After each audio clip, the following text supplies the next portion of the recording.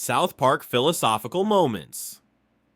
You didn't expect when people think of South Park, they think of chaos, crude humor, impossible storylines, and jokes that go way too far. But what most people don't realize is that buried under all that insanity is one of the most surprisingly philosophical shows ever made. Between the fart jokes and the fights, South Park has delivered some of the deepest, most thought-provoking moments in modern television. These are the South Park philosophical moments you didn't expect. It starts with the core of the show. 4 kids trying to make sense of a world that clearly doesn't make sense. Every episode throws them into absurd situations, but somehow they always end up asking real questions about morality, belief, and human nature. The show hides its wisdom under layers of chaos. You're laughing at one moment, and then suddenly you realize you're learning something about yourself. One of the earliest examples came from Death, one of the first season episodes where the kids grapple with mortality while the adults panic about censorship. It's a bizarre mix of tragedy and comedy, but the real message is clear. You children can handle uncomfortable truths better than adults can handle being wrong. The humor disguises a powerful idea that denial doesn't protect innocence. Honesty does. Then there's Big Gay Al's Big Gay Boat Ride. On the surface, it's an episode about tolerance, but at its core, it's about acceptance. Not just of others, but of yourself. Stan's journey from confusion to understanding is handled with such sincerity that it catches viewers off guard. It's not preaching or pandering. It's South Park saying that kindness doesn't have to be complicated. One of the show's most quietly profound episodes is You're Getting Old. What begins as a comedy about a kid who doesn't like music anymore turns into one of the most emotional depictions of growing up ever animated. Stan's realization that the world starts to feel stupid and smelly as you age hits harder than expected. It's a simple truth. The older you get, the harder it is to stay optimistic, and the only cure is learning to care again.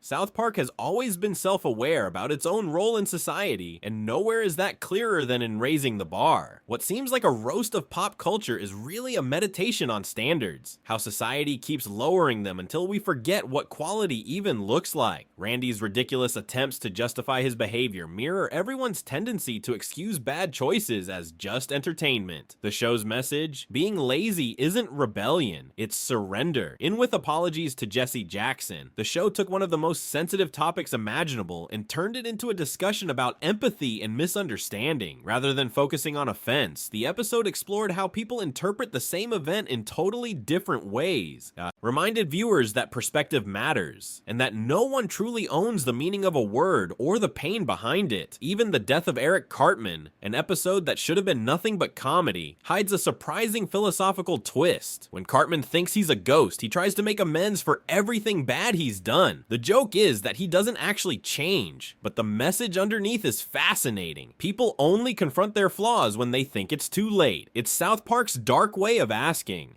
what does it really take to grow? Then there's All About Mormons. What starts as a parody of religion ends as something deeply human. The Mormon family is mocked throughout the episode, yet by the end, they're revealed to be the only ones living peacefully and happily. The twist is philosophical brilliance. It's not about whether their beliefs are true, but about how belief shapes kindness. The message? Maybe being good matters more than being right. In Goobacks, the time-traveling chaos hides a sharp commentary on blame and compassion. The famous "they took our jobs" chant became a meme, but the episode's real point is about empathy, how fear of losing status makes people cruel. The humor cuts deep because it's true. It's easier to get angry than to understand. One of the show's most surprising philosophical commentaries comes from Towley, a character that started as a joke about laziness turned into an existential parody of meaning itself. The show openly mocked its own creation, asking why this character even exists. The deeper message? Not everything has to have a grand purpose. Sometimes existence is enough. In Margaritaville, the show takes on the financial crisis, turning the economy into a stand-in for faith. People sacrifice and pray to invisible forces, hoping for salvation, and nobody really understands the system that controls them. The brilliance lies in the metaphor. Humans will worship anything that promises safety, even if it's man-made. The philosophy hits quietly. Belief isn't limited to religion, it's everywhere. You have zero friends brings philosophy into the digital age. Stan's journey through social media addiction captures the emptiness of digital validation long before it became a mainstream concern. When he deletes his profile, it's not rebellion, it's liberation. The message is clear: connection without authenticity isn't connection at all. One of the most unexpected moments of introspection comes from Man Bear Pig. Originally a parody of fear-mongering, the show later revisited it to admit they were wrong. The decision to self-correct in public is profoundly philosophical. It's South Park admitting that wisdom means knowing when you were foolish. Growth doesn't come from being right. It comes from learning you were wrong. Even the Coon trilogy, buried under superhero parody, explores ego, control, and identity. Cartman's